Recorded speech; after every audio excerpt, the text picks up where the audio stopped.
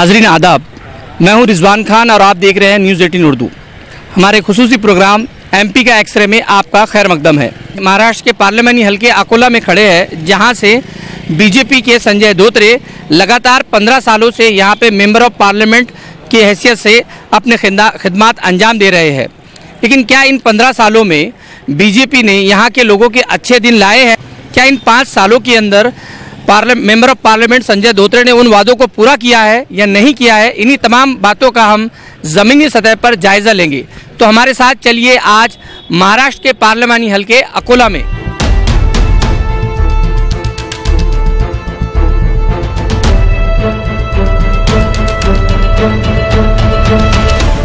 अकोला जिला महाराष्ट्र के विदर्भ इलाके में मौजूद है, जिसका शुमार विदर्भ के बड़े अजला में होता है। अकोला को मुल्क में सबसे ज्यादा कपास की पैदावार के लिए भी जाना जाता है। यही वजह है कि इसे कॉटन सिटी भी कहा जाता है। अलग विदर्भ के मुतालबे की आवाज भी सबसे पहले अकोला से शुरू हुई थी। इस जिले में कुल 7 तहसील हैं, जबकि 986 देहात हैं। रकबे के लिहाज से अकोला जिला 5428 स्क्वायर किलोमीटर के रकबे पर फैला हुआ है, जहां कुल आबादी 18,18,617 है। आबादी के तनासुब के लिहाज से जिले में 61.1% हिंदू आबादी है, जबकि 19.7% मुस्लिम आबादी है। वहीं 18.1% बुद्ध मजहब को मानने वाले हैं। लोकसभा इंतखाबात की तारीखों का ऐलान होते ही अकोला जिले में इलेक्शन की तैयारियां जोरों शोर पर हैं। यहां दूसरे मरहले में यानी 18 अप्रैल को वोट डाले जाएंगे, जिसके लिए इलेक्शन कमीशन व जिला कलेक्टर की जानिब से इंतखाबी हलकों की तक़सीम, वोटर लिस्ट की जांच व सरकारी मुलाजमीन के लिए इलेक्शन ड्यूटी का मंसूबा तैयार कर लिया गया है। मतदान 18 अप्रैल 2019 रोजी है। वोटिंग 18 अप्रैल को होगी और वोटों की गिनती 23 मई को होगी। 18 अप्रैल 2019 इस साल एडिशनल वीवीपैट मशीन दस्तयाब होगी। अकोला जिले में कुल 18,57,951 वोटर्स हैं।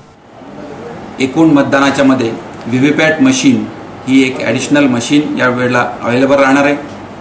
एकूण आपल्या लोकसभा मतदारसंघाची मतदारांची संख्या ही 18,57,951 असून अकोला जिले में 6 इंतखाबी हलकों में वोटरों की तादाद कुल 18,57,951 है, जिनमें आकोट इंतखाबी हलके में 2,80,844 वोटर्स हैं, जबकि बालापुर इंतखाबी हलके में 2,51,779 वोटर्स हैं। वहीं अकोला शहर मगरिब में 3,28,522 वोटर्स हैं। अकोला शहर मशरिक में 3,38,547 वोटर्स हैं।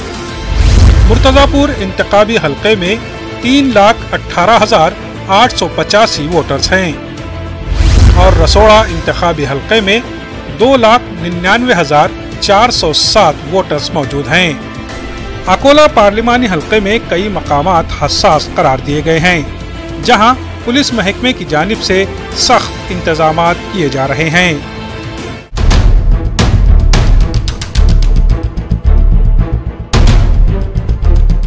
दो 2014 की इंतखाबी तशहीर के दौरान वजीर आज़म नरेंद्र मोदी ने 2022 तक हर गरीब को घर देने का वादा किया था और इस वादे को जमीनी सतह पर पूरा करने का काम अकोला में रुकने पार्लिमान संजय धोत्रे का है। अकोला में एक प्रोग्राम के दौरान संजय धोत्रे से खुद रियासत के वजीर आला देवेंद्र फडणवीस ने कहा था कि अकोला में तमाम गरीबों को 2022 के बजाय 2019 में मकानात मुहैया कराए जाएंगे। इसके लिए सीएम ने धोत्रे व दीगर मुताल्लिका लोगों से इस काम को जल्द अज जल्द मुकम्मल करने की हिदायत दी थी। खासदार साहेब आपल्याला विनंती करतो, सर्व आमदारांना विनंती करतो, राज्य सरकारनं रुकने पार्लिमान जी, आपसे गुजारिश करता हूं कि 2019 तक हर गरीब को मकान देना है। सीईओ से दरखास्त है कि वो दिसंबर 2019 तक तमाम लोगों का रजिस्ट्रेशन कर लें ताकि 2019 तक हर गरीब खानदान को मकान मिल सके। प्रत्येक गरीबाला घर देण्याचं काम आम्ही करू। ज्याच्याजवळ जागा नाही त्याला जागा खरेदी करण्याकरता 50,000 रुपये। वजीर आला की यकीन दहानी के बावजूद ऐसा कुछ नहीं हुआ। सवाल ये है कि क्या रुकने पार्लियामान ने इस जिम्मेदारी को पूरी तरह अदा नहीं किया। बताइए आपका नाम। मेरा नाम बशीर खान। अच्छा, आपने कब भरा था आपने फॉर्म? साल भर पहले भरा था फॉर्म। बोला था घर खुल के नाम आ रहे तुम्हारे लोगों पे। आते चेक कर चले जाते, कुछ भी लेना देना नहीं है। अभी यहाँ आगे दो तीन दफा आ चुके हैं। क्या बोला आपसे? बोला था घर खुल के लंबा लेकर जा रहे हैं, बनेंगे। कल भी आए थे। तो अभी तक कोई सुनाई नहीं है। तो जल्दी से जल्दी कोशिश कर घर कुल बना कर दे हमें, समझे। और गवर्नमेंट तवज्जो ही नहीं दे रही इस चीज़ के ऊपर। मेरा नाम शेख रफीक शेख रहीम है। अच्छा, आपने घरकुल के लिए कब ये किया था? मैंने घरकुल के लिए फार्म भरा, सब कुछ भरा। उन्होंने भी ये थे, मोदी सरकार ने 2014 में वादा किया था कि हम घरकुल देंगे, घर घर लाइन दिए, घर घर पानी देंगे। सब इनके झूठे वादे। ये मोहल्ले में जाके देखो, कहाँ गटर है, कहाँ फतरे है, किसके टीन उड़ गए, रात भर लाइन चले जाती। ये कौन सी झूठी सरकार झूठे वादे करती है। बारिश वगैरह होती तो ये जिस तरह से आपका टूटा फूटा घर है, तो ये आप कैसा मतलब इंतजाम मैनेज करते हैं? यहाँ पन्नी ओढ़ के सोना पड़ता है। बारिश वगैरह होती है हमको तो ये उड़ के चले जाते हैं हवा में। टीम इधर से ये कचरा डाले, ये सब उड़ के आग लग जाती तो सब चिंगारा उड़ के इधर हमारे मोहल्ले में आते हैं, घरों पर आते हैं, कुछ घर सिलक जाते। सब झूठे वादे करती है मोदी सरकार। हम ये बताइए आप कि जिस तरह से यहाँ पे आपके लोकल में जो कॉर्पोरेटर है, उनके पास आप कभी गए, उनको बोला आपने कि हमारे घरकुल का नहीं मिल रहा है घरकुल हमें, उसके लिए आप क्या कर रहे हैं या कोई कोशिश कर रहे हैं? नहीं कर रहे? वो आते जाते, फार्म भरते, कागज ये आए, वो आता 8-8 दिन को 15-15 दिन को आते, कुछ नहीं, सिर्फ कागज काले करते और चले जाते। बस वादा करते हम ये देंगे, हम वो देंगे। 5 साल में कुछ भी नहीं दिए इन्होंने। ख्वातीन हमारे साथ है, हम उनको जानना चाहेंगे उनसे कि किस तरह से मतलब उनसे भी जो घरकुल के वादे किए थे पूछना चाहेंगे। क्या आपको घरकुल मिला है? जी नहीं, अभी नहीं मिला ये घरकुल। हमको हमारे 2-3 मरतबा फार्म लेके गए भर के, और घर की वो जैसा मोजनी भी करके गए और बोले कि तुमको घरकुल मिलेगा करके। अभी लोग जैसा घरकुल का कुछ वो मिला नहीं। अभी कल भी आए और कल भी नंबर डाल के चले गए बस। तो ये आपके यहाँ पे फॉर्म वगैरह जो 2-3 बार हमने फॉर्म लिया, सब फार्म लगाए, उसके टैक्स पावती लगाए, आधार कार्ड के झड़ाका लगा, ये लगा वो लगा, सब यही बोल रहे चक्रा काटने को लगा रहे, हमको ऑफिसों में बुला रहे, लेकिन किसी ने मतलब हमारी केरी नहीं ली। पाहुणे येऊन राहिले, घरदार पाहून सन्या बुचकून राहिले, आम्ही परेशान आहो। आमचे घरदार आम्हाला बांधून द्या, साखेप तुम्ही येता जाता निघून सने, आणि बस काहीच नहीं दूसरों। इनका है कि इनके घर की परिस्थिति और हालत को देखकर वे जो उनकी बच्चियों के यहाँ रिश्ते होते हैं वो रिश्ते टूट जाते हैं। तो उनका कहना है कि घर ना होने की वजह से उनके बच्चों के रिश्ते भी टूट रहे हैं। रहने की तो परेशानी है ही, इसके अलावा उनकी जो सोशल लाइफ है उस पर भी ज्यादा असर पड़ रहा है। तो यही चाहते हैं कि हुकूमत से कि वो जल्द से जल्द इन्हें घर दे और इनकी जो परेशानी है उसको दूर करने की कोशिश करे। क्या दिक्कत है? मैं रेखा बोदड़े हूँ, यहाँ से 10-15 साल से रहती हूँ, लेकिन कोई भी आके गिनती करके जाता है, हमारी कोई सुनता नहीं है। कोई भी सरकार हो हमारे सुनने को ना, उन्होंने हमारे बच्चे छोटे ये कचरा पेड़े इनकी बात लेके बीमार होते रहते खाते पीते, तब भी सरकार हमको मानती नहीं है। सरकार को ये लूच नहीं करते, हमारे जैसे कीड़े मकोड़े हम लोग ऐसे छोड़। जो तुम्हारे खासदार है संजय धोत्रे, वो कभी आए इधर? और उन्होंने कभी नहीं देखे, हमने लाइफ में शक्ल भी नहीं देखी उसके, कभी देखी भी नहीं उसको। रोड ही ऐसा तो कहाँ से आएंगे वो लोग? वो गाड़ी में घूमने वाले कैसे आएंगे? गरीब को कैसा देखेंगे? लेकिन जो संजय धोत्रे जी और जो फडणवीस सरकार ने आपको आश्वासन दिया था कि आपका घर जो मिल जाएगा 2020 तक, नहीं मिला, अभी तक नहीं मिला हमको। बस गिनती ले जाते, नाम पता लग जाते, आधार कार्ड की झेरॉक्स लगाते, ये लगा वो लगा, हम दे देते और राह देखते रह जाते। ऐसा कई साल बीत गए, लेकिन हो रहा नहीं। अभी कोई भी सरकार आए तो हमको घर दिलाना, हमारे सबकी इतनी कारबान है कि हमको घर होना, दूसरा कुछ भी नहीं। हमको हमारे घर से परेशान है, बाल बच्चे परेशान है, हमारे पानी गिरता है, धूप गिरता है, सब आती। तो इनका कहना था कि बारिश हो, धूप हो या किसी भी तरह की जो आफतें हो, उसके अंदर इन लोगों को बहुत बर्दाश्त करना पड़ता है। उनके यहाँ ना कोई किसी किस्म का घर है, टीन की शेडों में लोग रहने पे मजबूर है। कहीं आप देख सकते हैं कि किसी तरह से इन्होंने जो है तो अपने रहने के लिए प्लास्टिक का सहारा लिया हुआ है, किसी ने टीन शेड बनाया हुआ है, और इस तरह कचरे और मुफ्लिसी की जिंदगी गुजारने पर ये लोग मजबूर है। अगरचे हर गरीब को मकान मुहैया कराने का वादा तकमील तक नहीं पहुँच पाया है, ताहम जो भी मकानात दिए गए हैं इसमें भी रूल्स एंड रेगुलेशन की धज्जियां उड़ाने का इल्जाम लग रहा है। पीएम मोदी ने सबका साथ सबका विकास का नारा दिया था, ताहम अकोला में इस नारे का खोखलापन सामने आया है। आरटीआई के जरिए दस्तयाब मालूमात में कई खामियां सामने आई हैं। हमारे साथ आरटीआई एक्टिविस्ट आसिफ खान मौजूद है, जिन्होंने घरकुल को लेकर आरटीआई के अंदर इंफॉर्मेशन हासिल की है। हम उन्हीं से जानना चाहेंगे कि क्या पूरा मामला है। जी बताइए आसिफ भाई कि आप क्या है, मतलब किस तरह के यहाँ पे आप कहना है कि भेदभाव हो रहा है। हम लोग पिछले कई सालों से एक लड़ाई लड़ रहे हैं कि एक गरीब के सर पर छत आ जाए, और हमें पता भी चला था कि भाई प्रधानमंत्री आवास योजना नाम की स्कीम आई है और अकोला में ये स्कीम की अमल बजावनी होने जा रही है। बहुत मरतबा जीसी में इस पर हल्ला भी हुआ है, विरोधी पक्ष नेताओं ने भी बहुत सारी बातें की है, सत्ताधारियों ने भी बातें की है। हमने सोचा कि चलो इसको कागजी एतबार से निकाला जाए, एक आरटीआई के जरिए से निकाला जाए। तो हमने जब माहिती अधिकार से इसको निकाला तो हमें पता ये चला कि पूरे अकोला में पहले टप्पे में 1241 घर लिए गए, जिसमें शिवसेना वसाहत झोपड़पट्टी, डाबकी रोड का इलाका, माता नगर है। इन 1241 घरों में हैरानगी करने वाली बात यह है कि 1241 घरों में एक भी घर कोई मुस्लिम बंदे का नहीं था, किसी मुसलमान का एक भी घर नहीं था। ये भेदभाव हमने देखा है अपनी आंखों से, और ये सारी इन्फॉर्मेशन मेरे पास में बाकायदा डॉक्यूमेंट की शक्ल में है।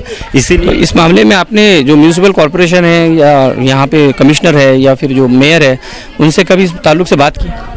हमने महानगर पालिका में जब बात किए थे जन सत्याग्रह संगठन के जरिए से, तो उन लोगों ने हमें ये जवाब दिया था कि भाई उस टाइम में आनन फानन में ये स्कीम आ गई थी और आनन फानन में ही हमने स्टार्ट में जो टप्पे हुए थे वो हुआ था। हमने उनसे सवाल भी किया था कि चलो ठीक है आनन फानन में ही सही, तो आनन फानन में आपको प्रभाग नंबर 1 से कोई चीज़ दिखाई क्यों नहीं दी, जबकि अगर हम देखें प्रभाग नंबर 1 में कच्चे घरों की सबसे ज़्यादा तादाद है, और यहाँ पर गरीब ऐसी शक्लों में है कि जिनकी बेटियाँ अपने घरों से नहीं उठ पा रही है, घर कच्चे होने की वजह से उनके जो बरसात में जो आलम है वो सबसे हद से ज़्यादा खतरनाक। आपको लगता है कि अभी जो दूसरे टप्पे में या दूसरे फेज में जो काम शुरू होगा उसके अंदर मुस्लिमों की नुमाइंदगी होंगी या मुसलमानों को घर मिल पाएंगे या माइनॉरिटी के लोगों को जो है तो कुछ घर मिल पाएगा? ये तो मुझे बिल्कुल भी नहीं लगता है कि मौजूदा हुकूमत अल्पसंख्यक समाज के साथ में कुछ इंसाफ का मामला करेंगी। अगर आप भी आपकी आंखों से देखेंगे तो पीछे की बस्ती में आपको पूरा दिखाई देगा कि कुछ लोगों के घर ऐसे भी है जो आधे अधूरे बनाकर छोड़ दिए गए हैं। चलो ठीक है मुसलमानों के साथ सही, लेकिन दलितों के साथ में भी सरकार किसी भी किस्म का इंसाफ वाला रवैया नहीं कर रही है। आधे आधे टप्पों में एक एक टप्पा देकर ही उनको घर छोड़ दिए गए हैं। हमारे साथ बातचीत करने के लिए शुक्रिया। तो नाज़रीन आपने देखा कि किस तरह से यहाँ पर सबका साथ सबका विकास के नारे की धज्जियाँ उड़ाई जा रही है, चेहरा देखकर घरकुल की जो है तो तकसीम की जा रही है। तो ये वो चंद इश्यूज़ थे जिसके बारे में हमने जानने की कोशिश की कि किस तरह से यहाँ के मेंबर ऑफ पार्लियामेंट ने पिछले 5 सालों में अवाम के लिए अपना काम किया। आप देख सकते हैं कि लोग इनको किस तरह से जो तो सर्टिफिकेट दे रहे हैं, कितने खुश है और कितने नाखुश है।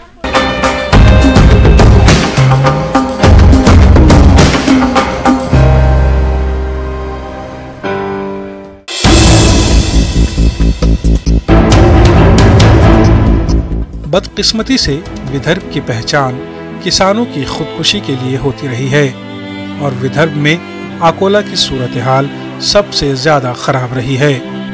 अकोला का इलाका नमकीन पानी का पट्टा कहलाता है, जिसकी वजह से खेतों में खातिर ख्वाह फसलें पैदा नहीं हो पाती हैं। इसी वजह से हुकूमत ने इस इलाके में बांध तामीर कर किसानों को राहत देने की कोशिश की। अकोला में कांग्रेस के वक्त में इन बांधों की तामीर के लिए संग बुनियाद रखा गया था।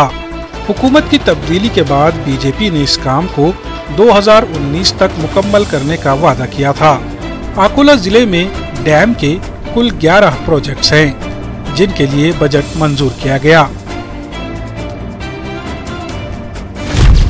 इनमें पूर्णा ब्रिज के लिए 190 करोड़, वुमा ब्रिज के लिए 516 करोड़, खोंगशी ब्रिज के लिए 195 करोड़, काटी पूर्णा ब्रिज के लिए 235 करोड़, वाई ब्रिज के लिए 43 करोड़, शाहपुर LMI ब्रिज के लिए 14 करोड़, शाहपुर ब्रिज के लिए 12 करोड़, नया इंदौरा ब्रिज के लिए 107 करोड़, कावथा ब्रिज के लिए 153 करोड़, पोपट खेड़ ब्रिज के लिए 25 करोड़ और काटी पाटी ब्रिज के लिए 330 करोड़ मंजूर किए गए।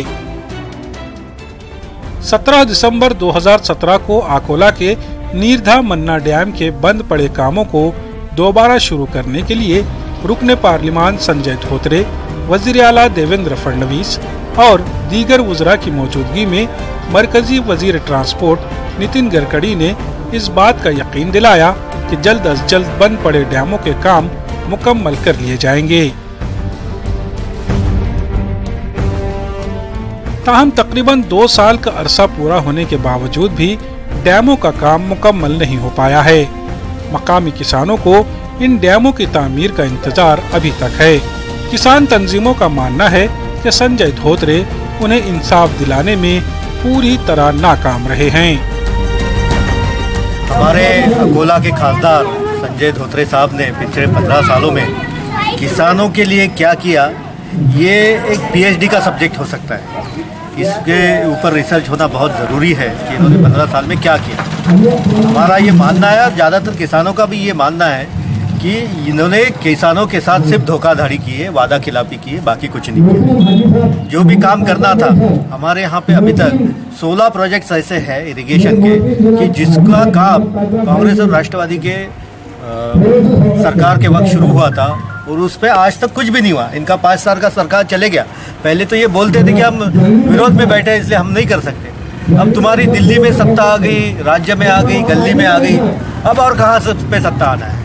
शायद आपको अमेरिका पे सत्ता लाने की आप सोच रहे हैं, इसीलिए यहाँ के किसानों के पानी के प्रोजेक्ट भी आपने रोक दिए। सिर्फ इतना ही नहीं, जब हमारे यहाँ पे सरकार ने कर्ज माफी की घोषणा कर दी थी तो ये गायब थे, ये कहीं नहीं थे। और जब किसानों को कर्जा माफी होना चाहिए था, इन्होंने उसके ऊपर कुछ भी काम नहीं किया। इतने किसानों की कर्जा माफी यहाँ पे कम से कम जो आंकड़ेवारी बताती है 550 करोड़ रुपए यहाँ पे कर्जा माफी होना चाहिए था, तो उसके अगेन सिर्फ 122 करोड़ की कर्जा माफी हो गई। कहाँ 550 करोड़ और कहाँ 122 करोड़। इसका मतलब सिर्फ 25% लोगों को, जो भी उनके इर्द गिर्द आजू बाजू घूमते हैं, उन्हीं को कर्जा माफी हो गई। अकोला में सबसे पहले किसानों की सूरत हाल को बेहतर करने का दावा तो किया गया था, ताहम जमीनी सूरत हाल जूं की त्यों बरकरार है। किसानों को डर है कि अगर बीजेपी दोबारा इख्तिदार में नहीं आई तो इन मंसूबों को ठंडे बस्ते में डाल दिया जाएगा।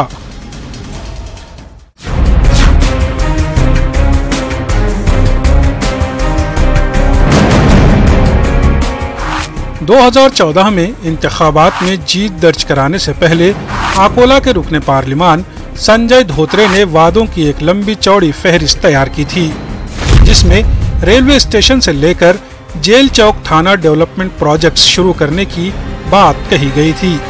साथ ही पीकेवी से रेधोरा तक 13 किलोमीटर सड़क का काम जल्द अज जल्द मुकम्मल करने का दावा भी किया गया था, जबकि 100 साल पुराने रेलवे ब्रिज को भी असर नौ तामीर करने की यकीन दहानी कराई गई थी।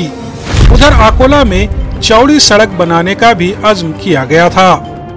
इसमें से ज्यादातर काम ऐसे हैं जो अभी तक शुरू ही नहीं हो पाए। तिब्बी सहूलियात मुहैया कराने को लेकर भी बड़े बड़े दावे किए गए थे, ताहम सरकारी अस्पतालों की सूरत हाल बद से बदतर होती जा रही है। गौवंश हत्याबंदी कानून नाफिज होने के बाद से यहाँ कुरैश बरादरी के लोग बड़े पैमाने पर बेरोजगार हुए हैं। इस सिमत में बार बार रुकने पार्लिमान संजय धोत्रे से इक़दामात उठाने की अपील की गई। मकामी कुरैशियों को मॉडर्न स्लॉटर हाउस बनाकर बकरे या भैंस का बीफ फरोख्त करने की इजाजत देने की बात कही गई थी, ताहम अभी तक इन वादों पर काम नहीं किया गया है। अभी अपने जो मेडिकल फील्ड अभी आप देख सकते हैं जीएमसी के अंदर, वहाँ पर जो है गायनेक वार्ड के अंदर जो बेड्स की बहुत ज़्यादा कमी है। एक बेड के ऊपर 2-2 पेशेंट्स हैं, कई 3-3 पेशेंट्स हैं। बाहर लॉबी के अंदर कई पेशेंट दिखाई देते हैं। दूसरा ये कि कैजुअलिटी के अंदर स्ट्रेचर्स का बहुत प्रॉब्लम है। स्ट्रेचर्स है तो टूटे हुए हैं।